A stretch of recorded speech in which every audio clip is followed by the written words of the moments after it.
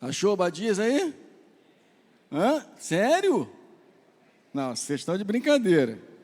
Sério mesmo? Vocês estão bons demais. Quem não achou, faz o seguinte, chega no último livro do Velho Testamento, que é Malaquias, ok?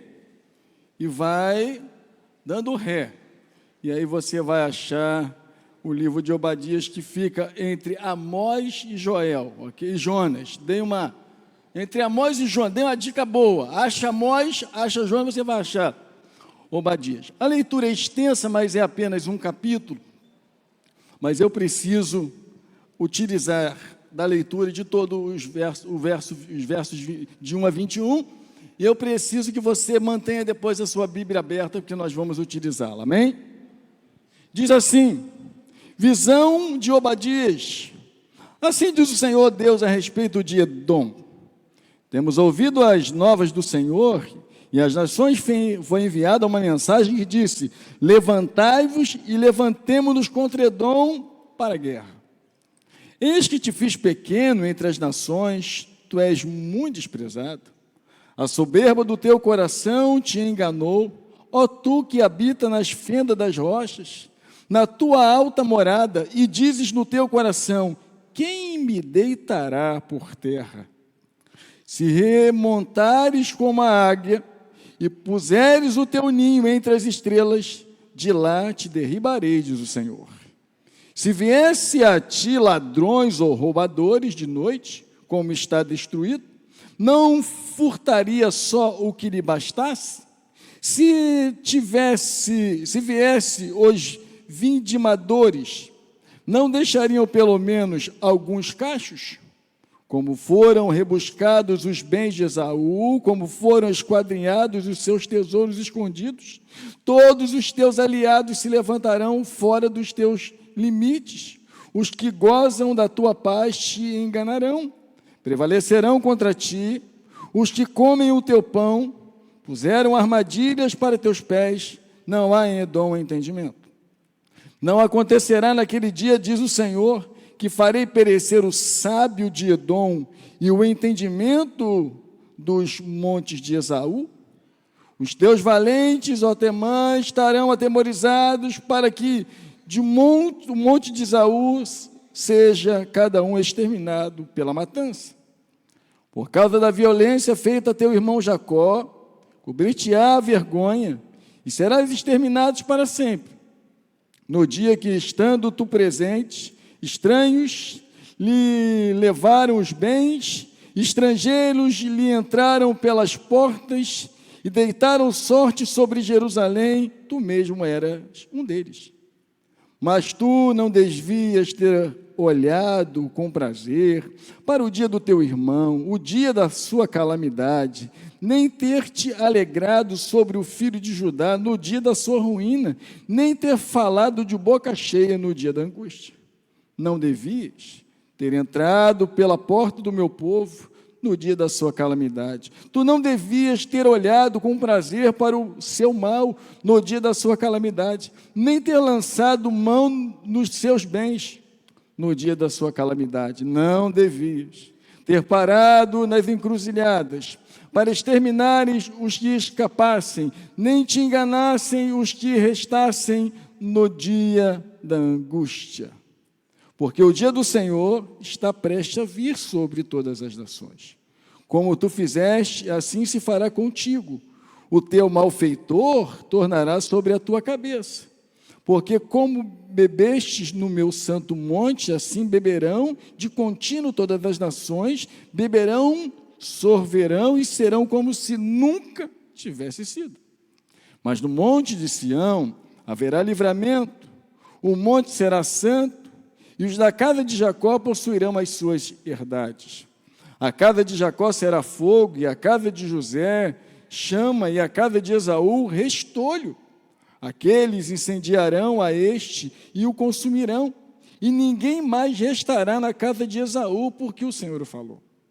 Os de Neguebe possuirão o monte de Esaú, e os da planície aos filisteus possuirão também os campos de Efraim, e os campos de Samaria e Benjamim possuirá Gileade.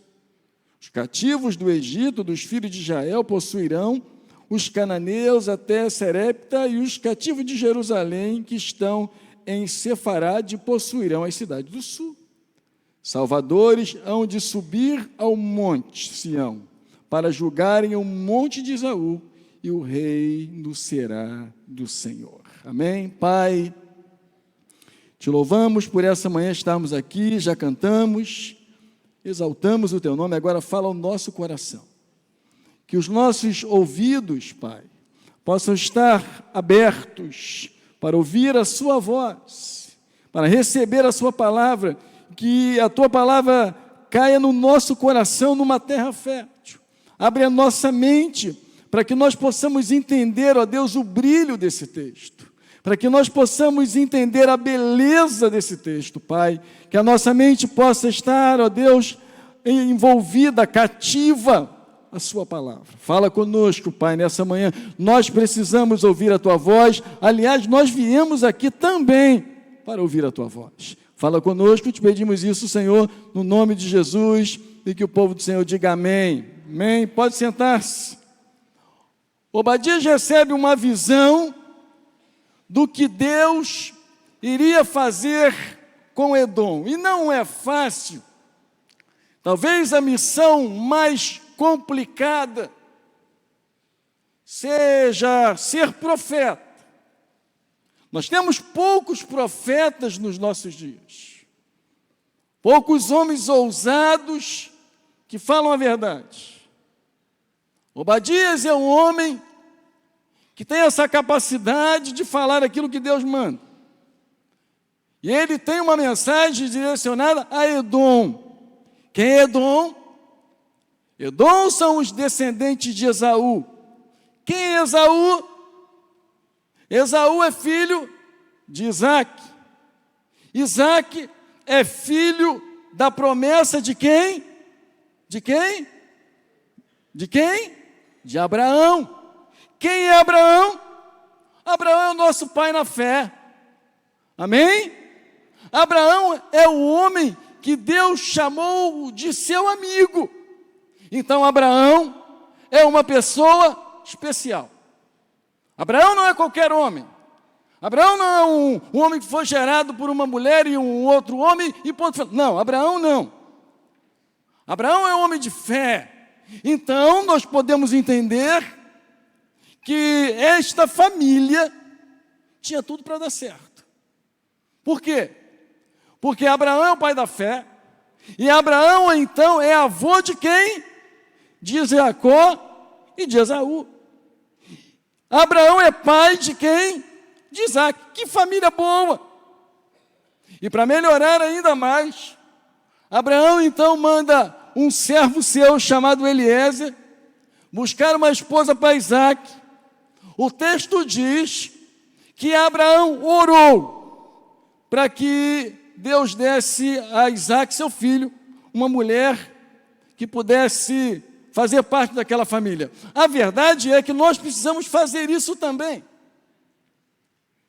Nós precisamos aprender a orar pelas pessoas que entram na nossa família. Eu tenho 2 filhos, nós, né, eu e a Rose temos 2 filhos.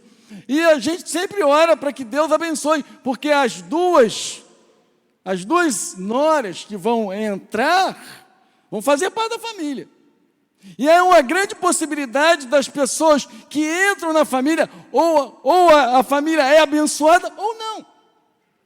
Quem entra na família, às vezes não coopera. Quem entra na família, às vezes não ajuda. Quem entra na família, às vezes não soma.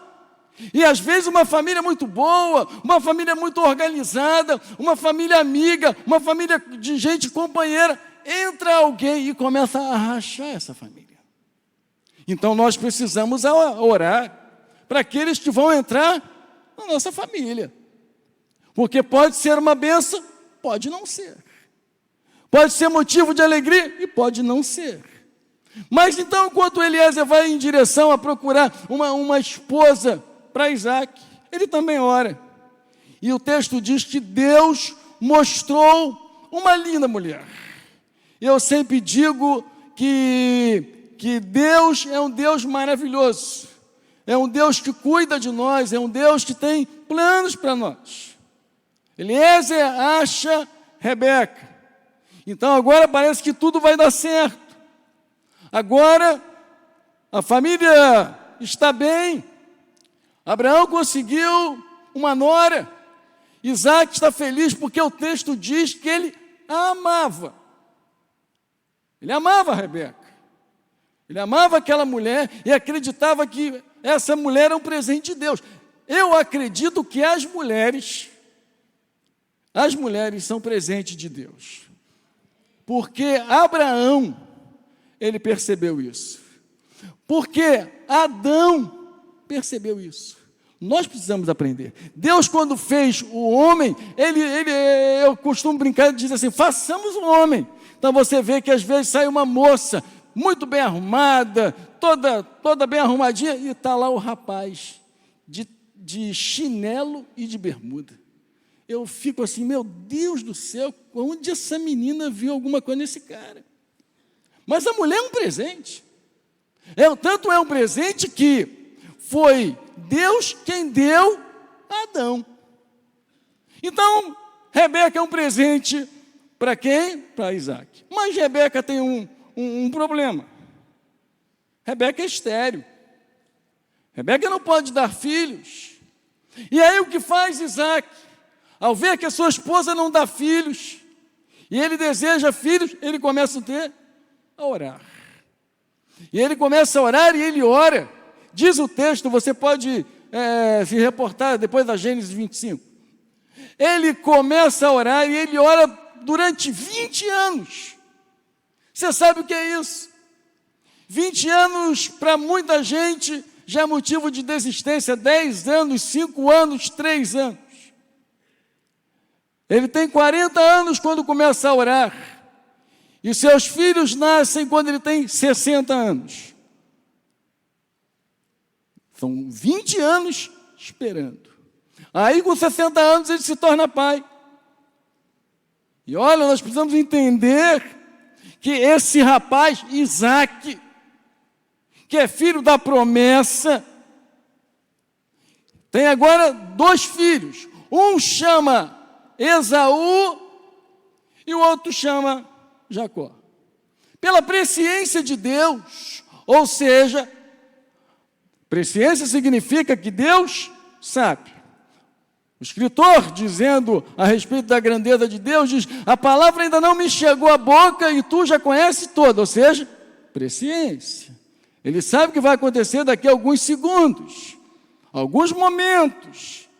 Então, pela presciência, Deus chega para Rebeca e diz assim, Rebeca, dentro de você, eu não sei se Rebeca remava, tu já viu? A Rose, quando ela teve os meninos, ela ficava remando, eu chamava ela de bujão de gás. Parecia que estava remando. Na verdade, agora Rebeca tem dentro dela 2 nações. E preste atenção, Deus estava dizendo algo, e Deus chega e diz a eles o seguinte, diz a Rebeca, olha, o mais velho servirá ao mais novo. E aí eu quero extrair uma lição importante, porque não basta apenas você saber o que Deus estabeleceu, a presciência de Deus, o que pode acontecer lá na frente, porque Deus não estabeleceu o que nós vamos entender aqui ao longo deste texto, ao longo desta mensagem.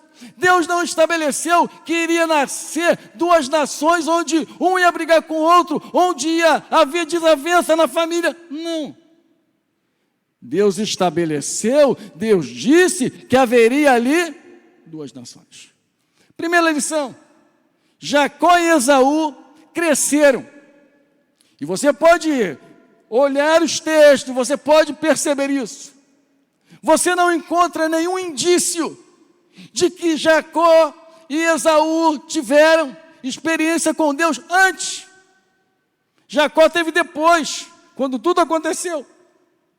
Mas antes não, mas Isaac não. Isaac teve experiência.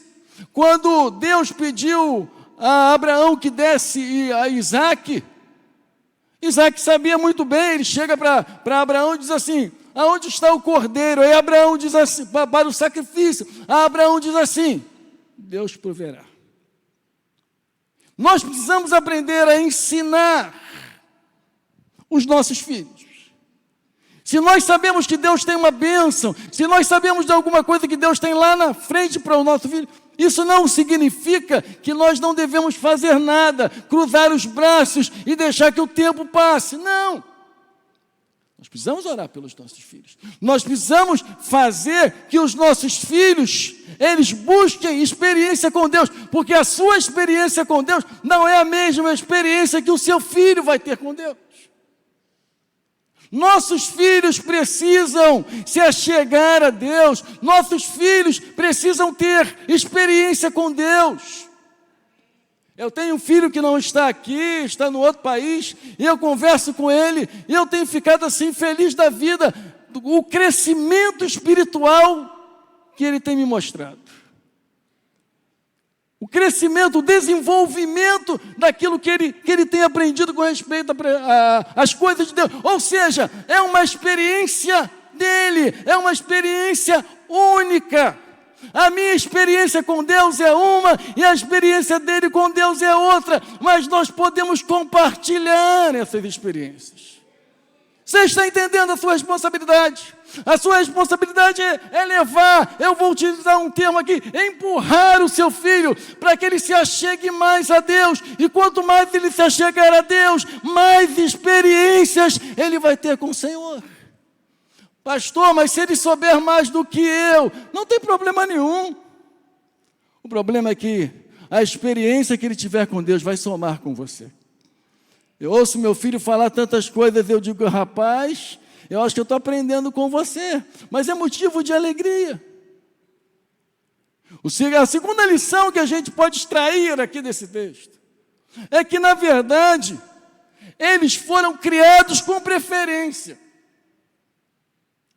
Enquanto Isaac gostava de Esaú, Rebeca gostava de Jacó. E isso é um grande perigo. As nossas preferências, a quem a gente gosta mais, aquele que é mais comportadinho, aquele que é mais amável, aquele que está mais perto. Você pode ter vários filhos, cada um deles são diferentes. Gerado pelo mesmo pai, gerado pela mesma mãe, mas você vai perceber que são diferentes.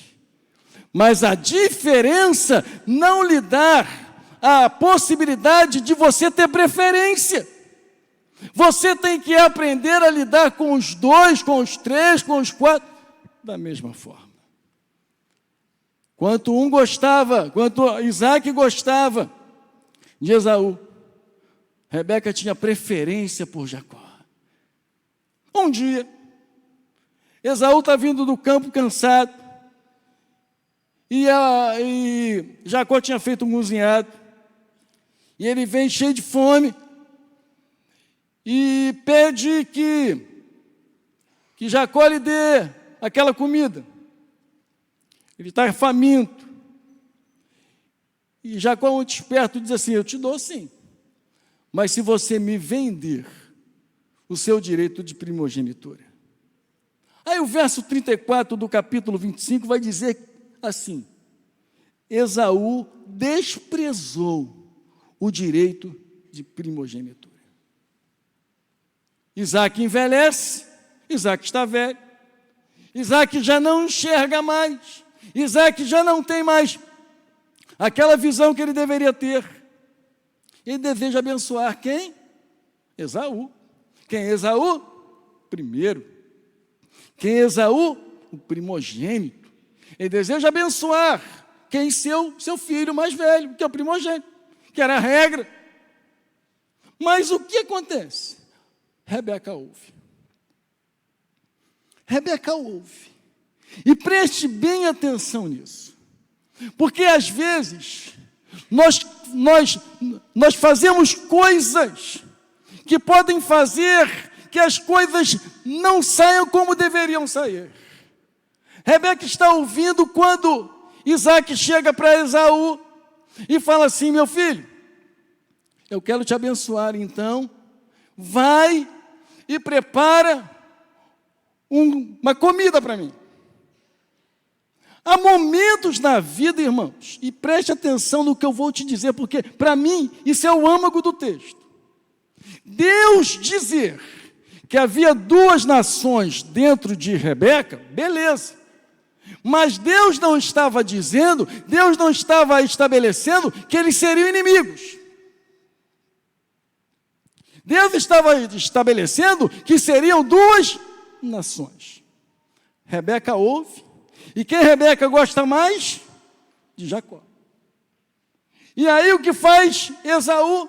Para receber a bênção do seu pai Isaque, ele vai, porque ele é caçador, ele vai em direção à caça, porque ele quer caçar para fazer uma saborosa comida para o seu pai. E Rebeca ouve. E Rebeca faz duas coisas.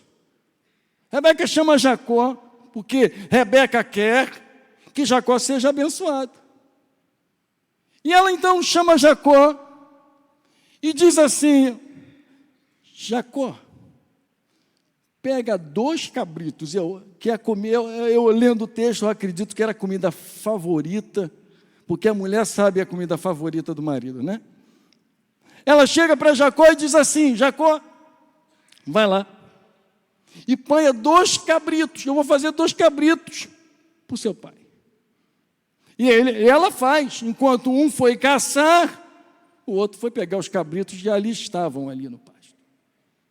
E ela faz aquela comida, mas ela tem uma segunda estratégia. Ela tem uma outra ideia, porque afinal de contas, ela quer que Jacó seja abençoado. Mas olha, quando Deus estabelece alguma coisa, você não precisa criar jeito, Deus vai criar um meio para abençoar. Ela precisava apenas ouvir e saber que um dia o filho mais novo seria maior do que o filho mais velho, ponto final. Ela não precisava tentar ajudar. Às vezes a gente quer ajudar, a gente acaba atrapalhando.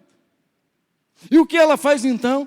Ela faz uma comida saborosa com 2 cabritos, você pode ler isso depois no texto. Mas ela faz uma segunda coisa, ela veste Esaú. Ela veste Jacó com as roupas de Esaú. O texto diz que Esaú, ele era peludo, mas Jacó era liso. Então o que ela faz? O pai está cego, mas ele apalpa. Mas a Rebeca não foi sincera. A Rebeca morava na mesma casa, dormia na mesma cama. Mas a Rebeca não foi sincera com Isaque. Por quê? Porque ela tinha uma preferência. Ela veste então Jacó com as roupas de Esaú, e um pouco desconfiado, Isaque diz assim, você pode ler o texto mais devagar: é tu mesmo, meu filho? Ele diz, sim, sou. Então, Isaque abençoa não a Esaú. Isaque abençoa Jacó, pensando que Esaú. Chega Esaú correndo da caça, fez a comida, aprontou tudo. Quando ele chega, ele diz, aqui, pai, a comida que eu fiz para o Senhor. Isaque diz, é você mesmo, Esaú? Sou eu, pai. E ele diz, eu já abençoei seu irmão.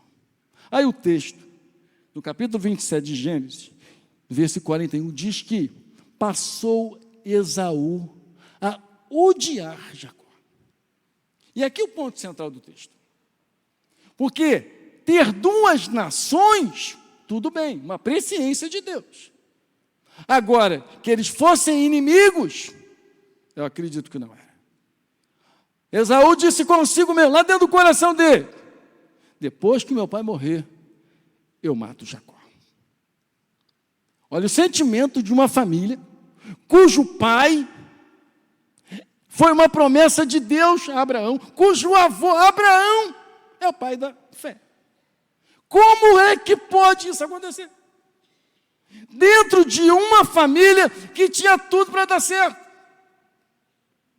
Como pode acontecer dentro de uma família que era especial, que era uma família separada por Deus, Abraão, pai da fé, e ele esperou para que Isaac nascesse, Isaac nasce. Agora, essa família está destruída. A reação de Rebeca diante disso, sabendo que Esaú vai matar Jacó, o que é que ela faz? Manda Jacó para onde? Para a casa de Labão. Terceira lição: cuidado com o que você planta no presente. Cuidado.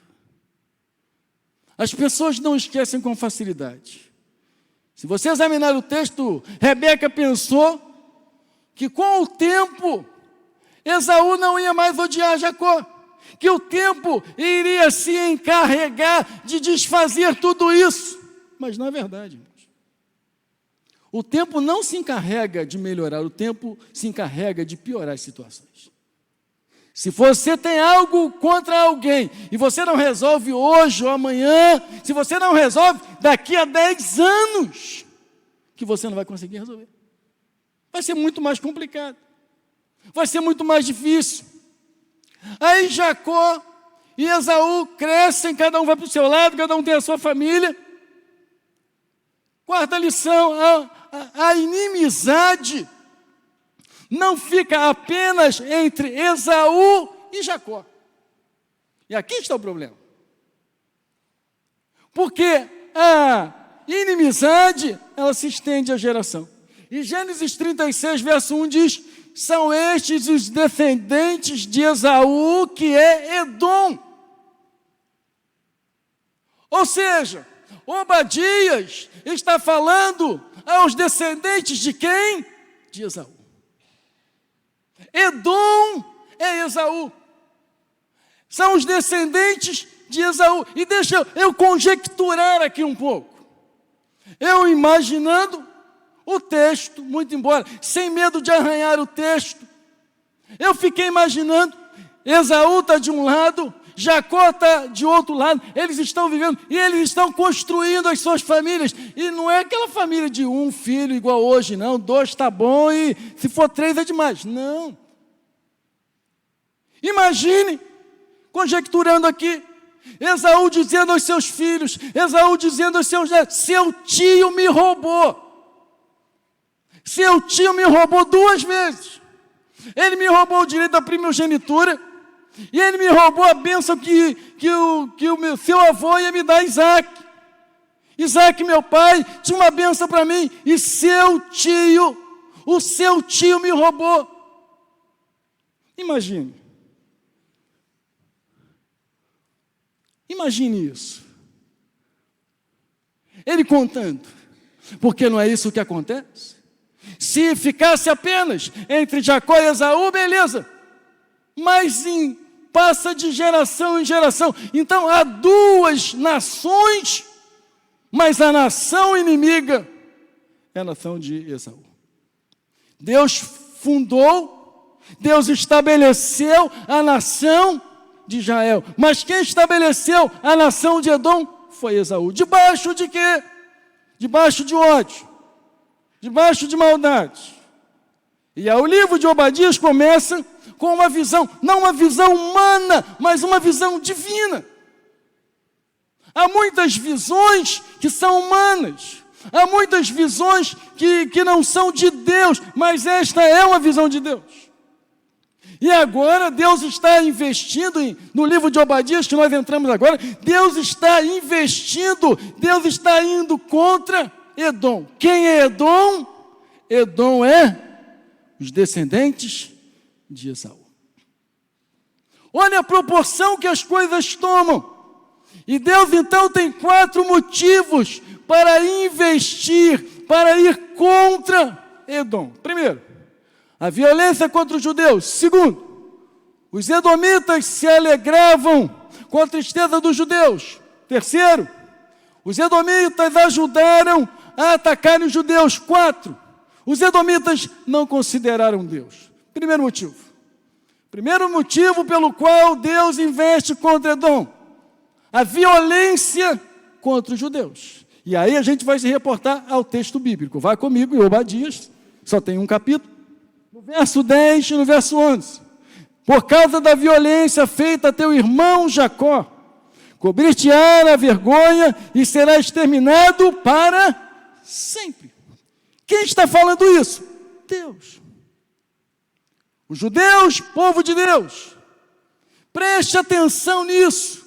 Quem se levanta contra o povo de Deus, mais cedo ou mais tarde vai cair, porque Deus defende o seu povo.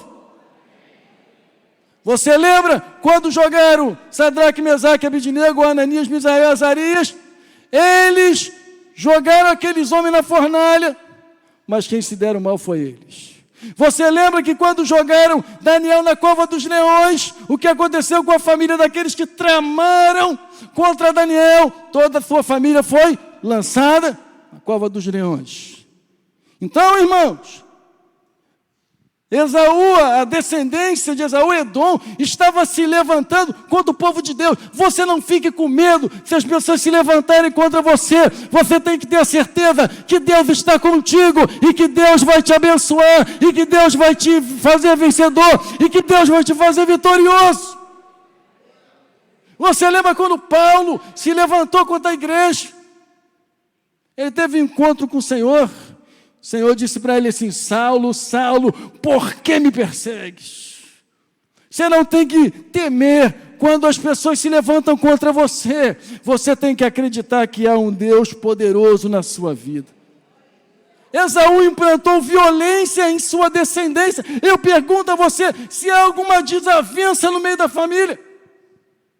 Por isso que a gente diz que a igreja é família. Sabe por quê? Não é porque tudo é bom não, irmãos.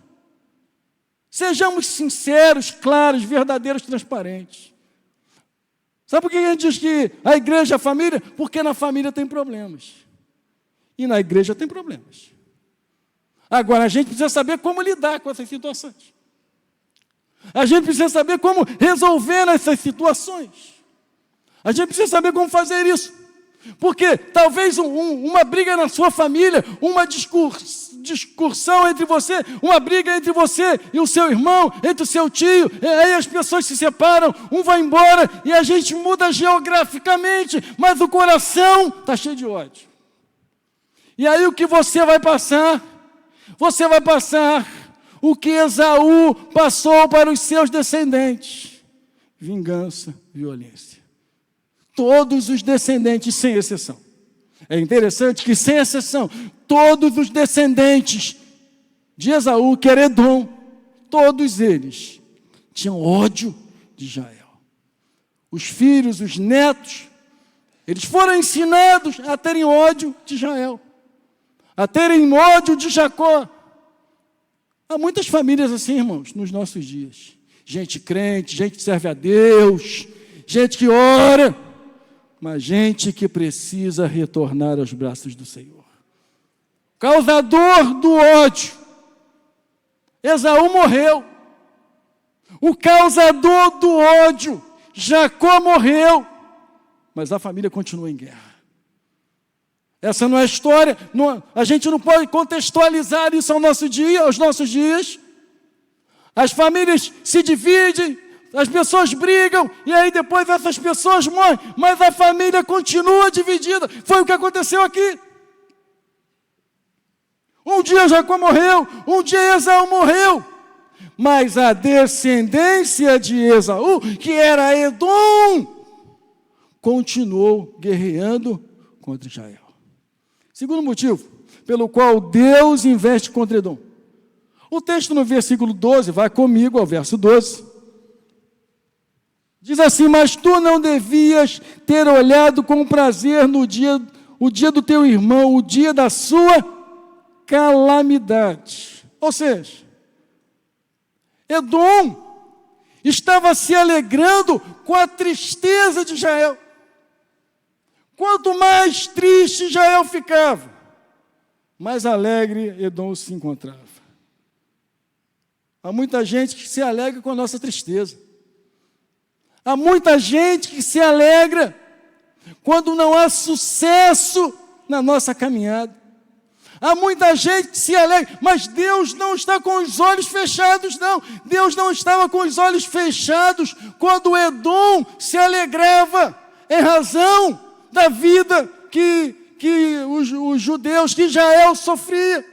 Quando eles foram escravizados pela Babilônia, quando muitos foram presos, eles estavam felizes da vida, os edomitas felizes, nós vencemos, nós estamos alegres pela destruição deles. Israel não fazia nada, mas Deus iria fazer. Nós não podemos nos alegrar com a tristeza dos outros, irmãos. Nós precisamos nos alegrar com os que se alegram e chorai com os que choram. Se alguém foi abençoado, glorifique a Deus. Mas havia nesta descendência ódio. E quanto mais Israel sofria, quanto mais a calamidade vinha sobre Israel, mais os edomitas se fortaleciam, se animavam, se alegravam. Terceiro motivo pelo qual Deus investe em Edom. Edom ajuda os inimigos a atacarem os judeus. Olha o que diz o verso de número 13, vai comigo. Diz assim o verso 13. Não devias. É interessante que eu observei aqui, que Deus fala do verso 12 ao verso 14, 4 vezes não devias. Deus está dizendo, não devias. Olha o que diz o verso 13. Não devias ter entrado pela porta do meu povo no dia da sua calamidade, tu não devias ter olhado com prazer para o seu mal no dia da sua calamidade, nem ter lançado mão dos bens no dia da sua calamidade. Verso 14, não devias ter parado nas encruzilhadas para exterminarem os que escapassem, nem te entregado aos que lhe restassem no dia da angústia. Quando Israel era atacado, fugia do inimigo, aí os edomitas faziam uma encruzilhada e matavam os israelitas, matavam aquelas pessoas, e parece que Deus não estava vendo, parece que Deus não estava enxergando, parece que Deus não estava observando. Quando Israel fugia das mãos do inimigo, caía nas mãos de Esaú, ou seja, da descendência de Esaú, que era Edom. Os descendentes de Esaú se tornaram cada vez mais inimigos. Irmãos, se as pessoas nos fazem mal, se as pessoas nos querem mal, muitas vezes é porque elas são induzidas por outras pessoas. Às vezes você fica dizendo assim, meu Deus, por que fulano não gosta de mim? Por que fulano não vai com a minha cara? Aliás, ninguém vai com a cara de ninguém, né, irmão? Cada um vai com a sua. Quem quer o nosso mal, irmãos, vai se ver com Deus. Você nota que Deus não manda em momento algum. Deus, pelo contrário, Deus chama os edomitas de irmãos de Jacó, de Israel. Momento algum Deus manda que Israel ataque eles, porque essa vitória não era de Israel, essa briga não era de Israel. Há brigas que não são suas, deixa que Deus vai resolver. Quarto motivo pelo qual Deus investe contra Edom. Edom não considerava Deus, Edom não valorizava Deus, Edom não acreditava em Deus. Eles se orgulhavam porque eles tinham muitas coisas, eles não acreditavam no juízo de Deus. Muita gente em nossos dias, em nossa geração, em nossa época, não acredita no juízo de Deus. Pensa que tudo que a gente faz é da carochinha. Não importa. Mas preste atenção, Deus é amor, mas Deus também é fogo consumidor. Gálatas 6:7 diz que de Deus não se zomba. Aquilo que o homem semear, isso ele ceifará. Eu já vi tanta zombaria a respeito de Deus, mas de Deus não se zomba. Deus não se zomba. O salmista, no Salmo 19, no verso 9, parte B, diz: os juízos do Senhor são verdadeiros e todos igualmente justos. Deus sempre luta pelo seu povo. 4 motivos, e agora eu tenho uns 5 áreas onde Deus vai julgar Edom. Espero que eu tenha tempo. Primeira área, orgulho. Segunda área, riqueza. Terceira área, aliança. Quarta área, sabedoria. Quinta área, o exército. Primeira área, Deus iria julgar Edom. Você pode ir ao verso 2 ao verso 4, que diz assim, vamos lá, verso 2 e 4. Diz assim o verso 2, eis que te fiz pequeno entre as nações, tu és muito desprezado. A soberba do teu coração te enganou. Ou seja, havia dentro do coração dos edomitas orgulho, que não pode haver dentro do nosso coração. O que é orgulho, pastor? Desprezo em relação ao outro. Admiração pelo próprio mérito. É se achar imbatível. Sabe onde eles moravam? Onde eles habitavam? Os edomitas. Eles habitavam nas fendas das rochas. O verso 3 diz isso. O que era isso, pastor? Era uma região montanhosa, escarpada, isto é, havia um penhasco muito íngreme, impossível de o inimigo chegar até eles. Então os edomitas se achavam invencíveis. Ninguém poderia chegar a eles. Por quê? Porque eles estavam lá em cima do penhasco, eles viam tudo, e antes que eles pudessem serem atacados, eles atacavam. A soberba nasce aonde, irmãos? Nasce no coração. Nós temos que ter o cuidado. Qual foi a resposta de Deus? Verso 4. Por mais alto que fosse, Deus o derrubaria. Vamos lá, verso 4. Diz assim, se te remontares. Achei interessante, a Ara utiliza a palavra remontar. Se te remontares como a águia, e puseres o teu ninho entre as estrelas, de lá te derribarei, diz quem? O Senhor. Eles se achavam invencíveis, imbatíveis. Eles achavam que ninguém podia vencê-los. Aí Deus chega para eles e diz assim, eu vou lá em cima e derrubo vocês.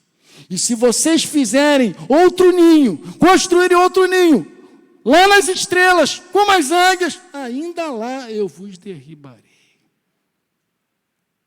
Deus detesta o soberbo. Deus detesta o orgulhoso.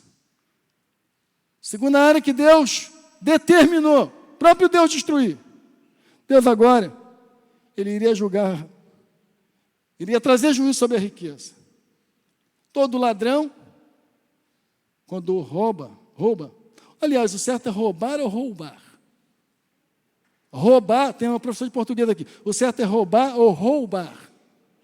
O certo é não roubar, irmãos.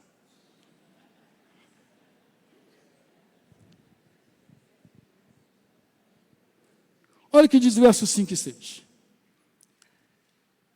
Se viesse a ti o ladrão, ou roubadores de noite, olha só o verso 5, está comigo aí? Como está destruído, não furtaria só, observe aí, não furtaria só o que lhe bastasse. Ou seja, a pessoa vai roubar alguma coisa, não leva tudo, não dá para levar tudo. Leva alguma coisa e deixa o quê? Deixa outras de menos valor. Deus estava dizendo a Edom, olha, quando um ladrão entra e leva alguma coisa e deixa outras, não é assim que acontece? Eu, todavia, destruirei totalmente. Não deixarei nada. Continuando aqui, veja o verso 6 ainda. Verso 5 ainda. Se te viesse os vidimadores, não deixaria pelo menos alguns cachos? Deus está dizendo, eu não vou deixar nada. Edom era um lugar fértil. Mas Deus iria destruir a riqueza de Edom.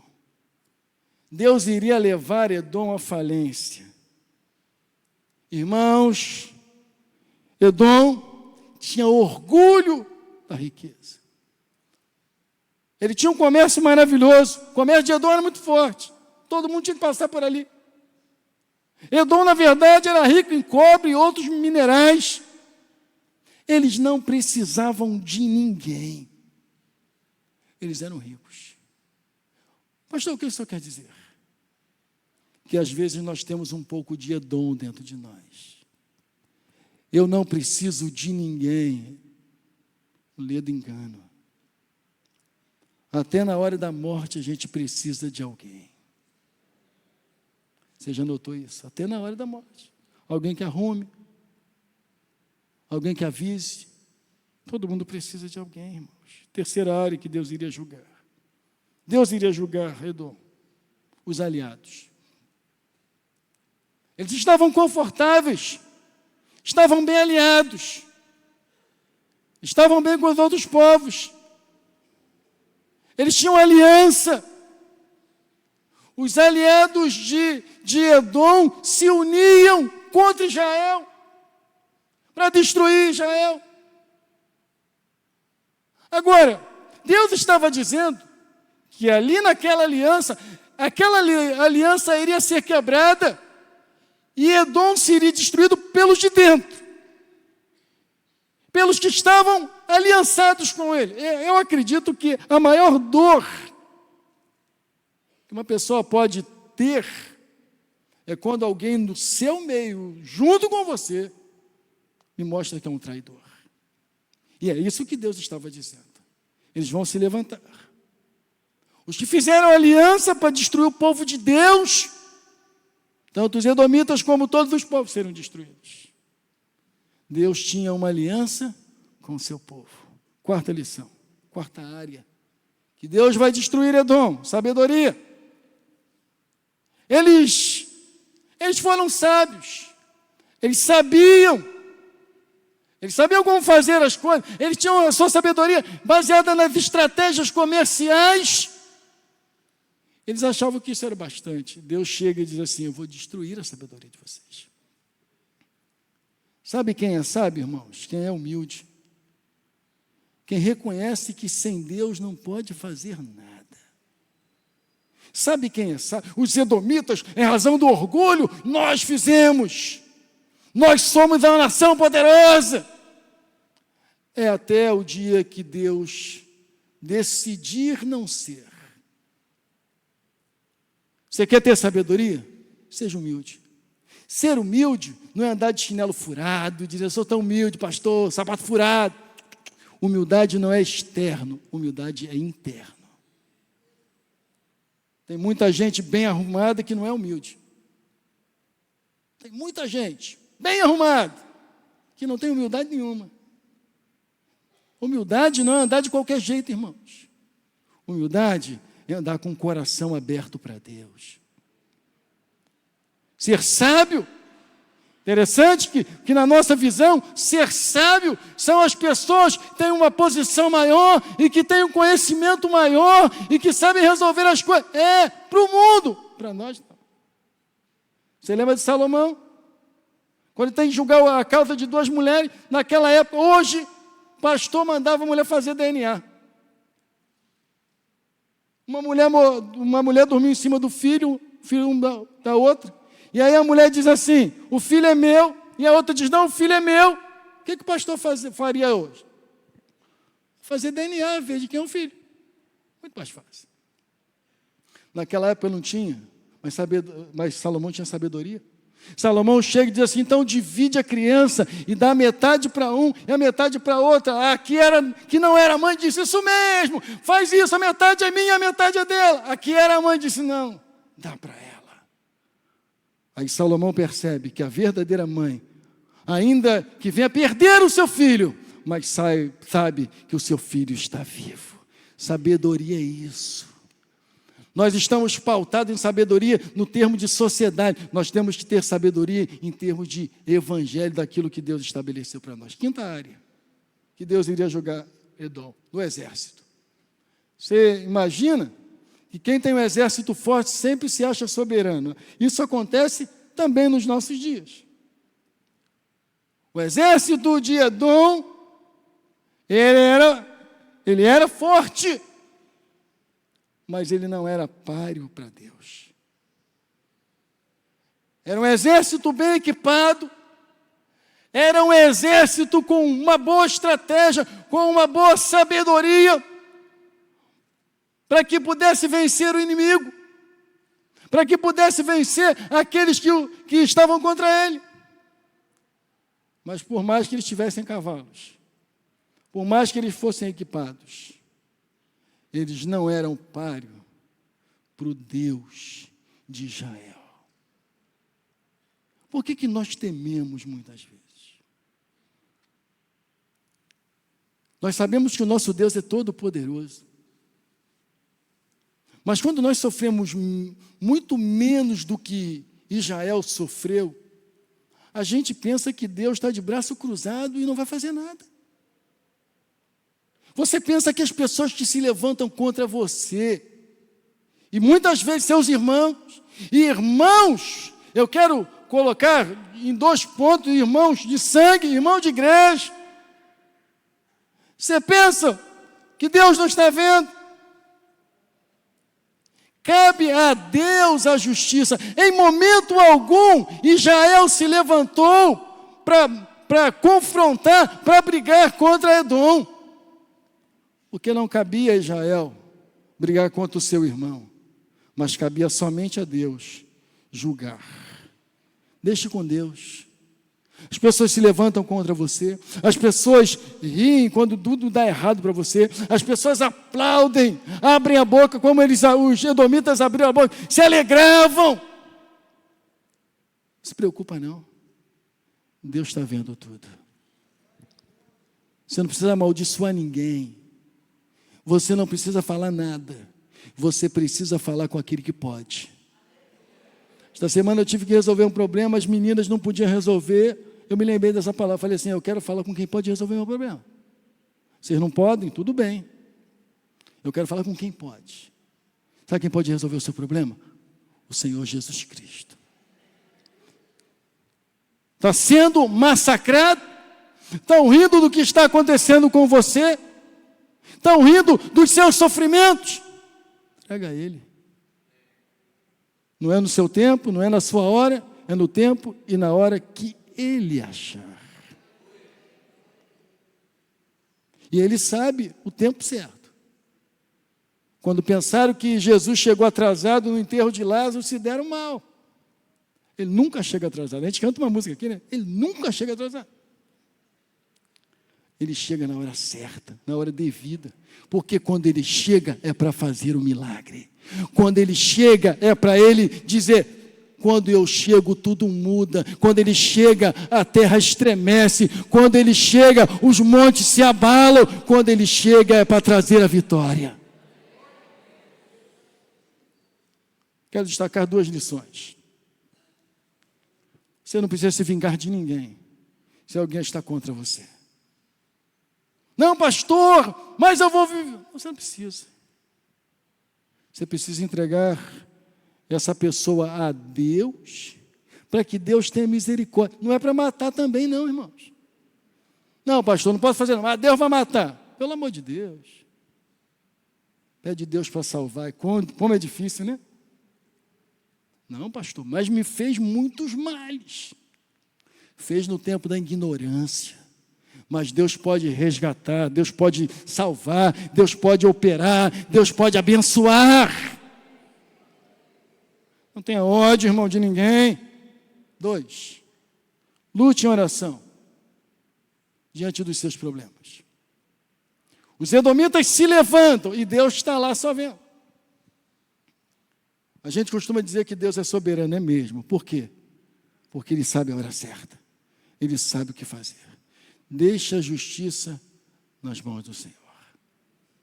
Deixa a justiça nas mãos de Deus.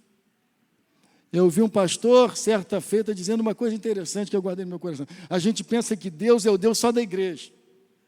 Deus tem o controle só da igreja. Deus tem o controle do mundo. Pastor, mas tudo o que está acontecendo no Brasil e no mundo não está fora do controle de Deus. Não está. Deus sabe quantas estrelas tem, e a Bíblia diz, Isaías diz, que Ele sabe, chama cada uma pelo seu nome. Ele é Deus, irmãos. E agindo Deus, ninguém pode impedir. Não fique desmotivado, entristecido pelo que está acontecendo na sua vida. Mas creia que o Deus que você serve, Ele vai agir em seu favor. Creia que na hora certa, Deus vai fazer que o nome dEle seja glorificado. Israel venceu. Israel foi vencedor, porque Deus jamais abandona o seu povo. Amém? Curve a sua cabeça, feche os seus olhos. Pai, que nós saímos daqui nessa manhã, diante de tantas coisas que possamos estar vivendo, mas que essas coisas não nos desanime, essas perseguições, essas lutas que temos enfrentado, não nos desanime. Pelo contrário, que nós possamos nos lembrar que é um Deus que age por nós, que é um Deus que no momento certo vai nos fazer vitoriosos, vai nos fazer vencedores, porque nós não podemos fazer justiça, porque somos tão falhos quanto outras pessoas, mas Tu és santo, Pai, Tu és aquele que resolve, Tu és aquele que opera, Tu és aquele que faz, Tu és aquele que muda o rumo da nossa vida. Nos abençoa nessa manhã, Pai, para que nós possamos sair daqui com um coração cheio da Tua presença, um coração cheio da Tua graça. É o que nós te pedimos, Pai, no nome de Jesus, e que o povo do Senhor diga amém.